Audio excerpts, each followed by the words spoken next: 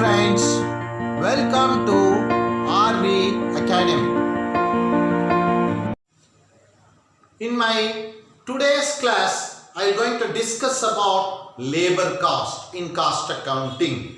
Already we discussed about the material costing and overhead costing. When you look at the cost sheet, the first major element is material, the second major element is labor, the third one is overheads. The overheads, either it may be factory, office and administration, selling and distribution, etc., which already we discussed. Today's topic is labor costing. Second major element, when you look at the cost of manufacturing a total product, 50 to 60% will go for material.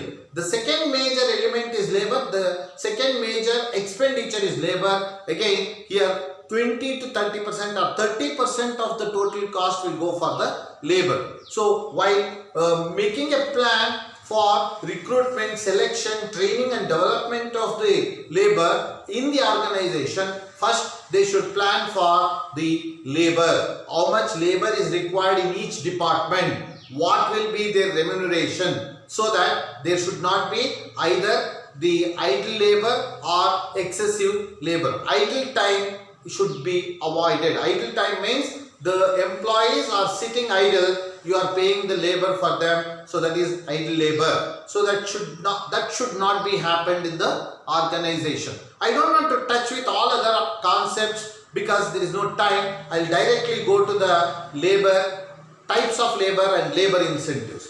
The labor will be divided into two parts, direct and indirect labor.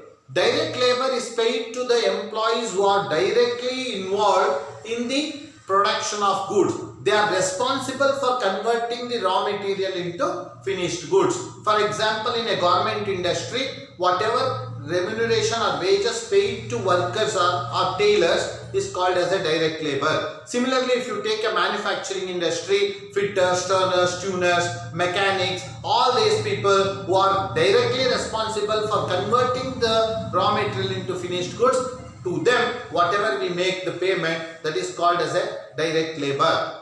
Indirect labor is one which is paid to the employees who are indirectly connected. They are not responsible for converting the raw material into finished goods. So here the labor who is indirectly involved or indirectly connected, for example the supervisors, office and administrative staff and management staff, who are called to be the indirect labor. They are not directly involved. So direct and indirect labor is the two types of labor. I don't want to discuss all other concepts, labor turnover, labor remuneration, other aspects. I'll go to the, straight away I'll go to the labor remuneration or remunerating the labor. How to remunerate the labor? How to fix the salaries for the employees? There are different methods. First method is time rate system. According to time rate system, irrespective of employees' efficiency, per hour labor will be fixed. For example, per hour say 100 rupees. In a day, employees will work for 8 hours. He gets 800 rupees. Suppose here the number of units produced will not be taken into count or account. Number of hours, how many hours he worked in the organization. In a day of 8 hours, per hour 100 rupees, he gets 800 rupees irrespective of number of units produced.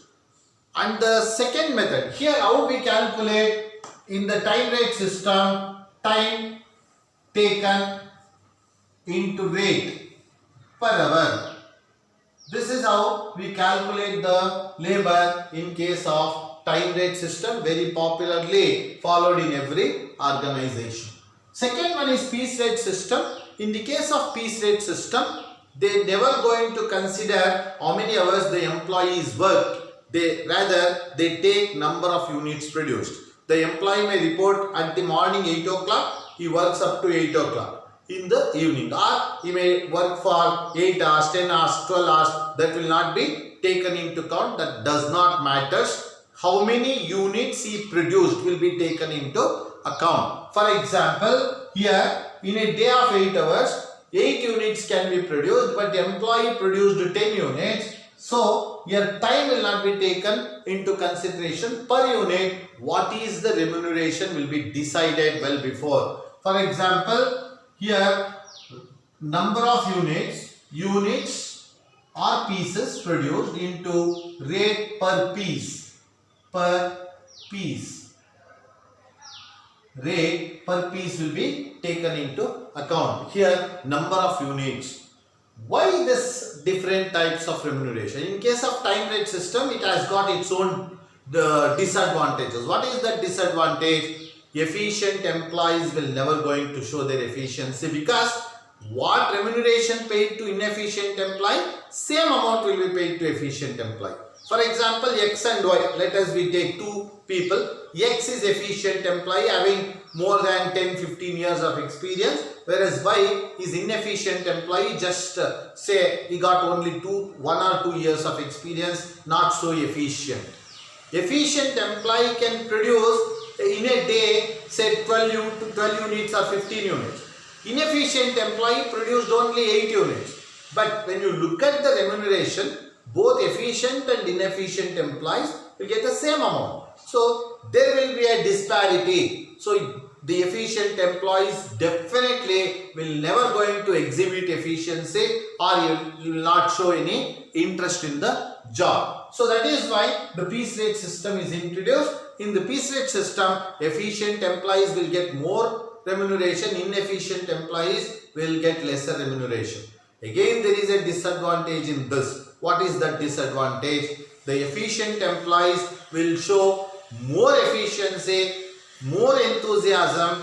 By producing more units, he gets more remuneration. There is a chance of damages, so quality may not be there, and inefficient employee will get demotivated. This is one problem with piece rate system. To overcome with all these things, certain persons have introduced the various systems, the incentive scheme, wholesale plan, Rowan plan, Taylor's plan, merit differential piece rate system. The incentive scheme first introduced by Halsey. According to him, the standard time for producing one unit will be decided well before it is produced. What will be the normal time or standard time for producing one unit? Say for example, to produce one shirt, minimum 1 hour is required. In a day of 8 hours, how many shirts a tailor can produce? 8 shirts can be stitched. But an efficient employee has stitched more than that. Suppose he produced 10 units or 10 shirts. If he stitched 10 shirts, how much time he saved? 2 hours is saved. He saved 2 hours. On that time, whatever he saved, for that bonus will be paid at the rate of 50%. And the remuneration, time taken into rate per hour plus bonus will be added to that and given. So that means what? The inefficient employee will get the normal remuneration. Efficient employee, apart from the normal remuneration, he will also get the bonus for whatever the time he saved. Let us see, under this plan, the formula for bonus is time saved into rate per hour into off, or 50% will be taken into account. 50% of this will be called as bonus. Total earnings comes to time taken into rate per hour plus bonus will be paid. So here efficient employee will get additional bonus. Normal employees will not going to get any additional bonus because in the standard time, if he could produce 8 units, he gets the normal remuneration. If he produces more, he gets bonus. So that inefficient employee try to show more efficiency and try to earn bonus in this case. Further, the Rowan has developed this wholesale plan in a different way. How he developed? According to him, time saved divided by standard time into time taken into rate per hour will be used for calculating the bonus. When you compare to wholesale plan and the Rowan's plan, the bonus will be at higher rate because he applied this formula. Time saved divided by standard time into time taken into rate per hour. To give more motivation for the employees to motivate the employees to get more production and to give higher remuneration, he developed this particular formula. And Taylor's differential piece rate system, Merrick's differential piece rate system. In the incentive schemes, we discussed Halsey's plan, Rowan's plan. Apart from Halsey and Rowan, Taylor is also introduced the differential piece rate system and Merrick also introduced the differential piece rate system. There are 4 incentive schemes. First one is Halsey, second one is Rowan, third one Taylor, and fourth one the Merrick differential piece rate system. The first incentive scheme is introduced by Halsey, which already I told you. The second one is Rowan. The Halsey's plan is further developed by Rowan, and then the Taylor has introduced one more method called as Taylor's differential piece rate system. According to Taylor's differential piece rate system, the standard rate for the normal production or for standard production is decided well before. If employee shows more efficiency, higher rate will be paid. If employee shows less efficiency, lower rate of the remuneration is paid. For example, 100 rupees is the standard rate. Suppose employee shows more efficiency, plus 10% will be added to this, 110 will be given. Suppose employee shows lesser efficiency, 90 rupees will be paid. If employee shows normal efficiency, normal rate is paid. For example, in 8 hours, 1 unit per hour means 8 units can be produced. Suppose X is produced 10 units, higher remuneration is paid. Y shows lower efficiency, only 7 units is produced, 90 rupees is paid. Suppose Z is produced 8 units, normal rate, that is 100 rupees is paid. This is how he has made a planning. According to him, earnings is equals to number of units produced into differential rate per hour. So here this rates will be left to the organization to decide. Higher efficiency, more rate, lower efficiency, lesser rate, normal efficiency, normal rate. This rate is left to the organization. On the basis of this, Merrick is developed one more incentive scheme which is called as Merrick differential piece rate system.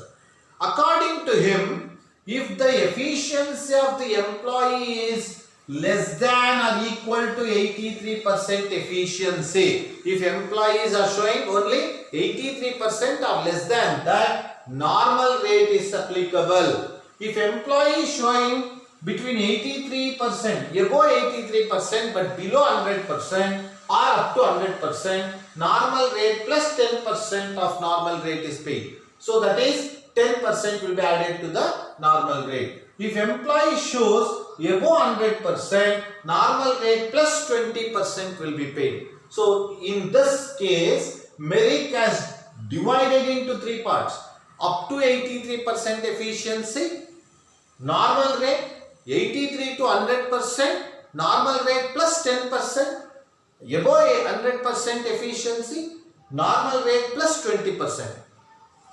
Take a same example. If normal efficiency, suppose Z is showing a normal efficiency, he gets the normal rate of 100. In case of here X above efficiency, it comes under 100%. So here 100 plus 20% will be added.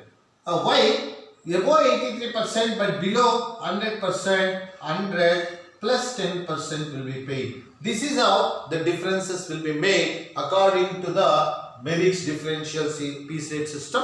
Under these 4 incentive schemes, the Halsey's plan, Rowan's plan is very important plans, very effectively are introduced in every organization. Let us work out some problems on this labor in my next video. Please like, share and subscribe my video. Thank you.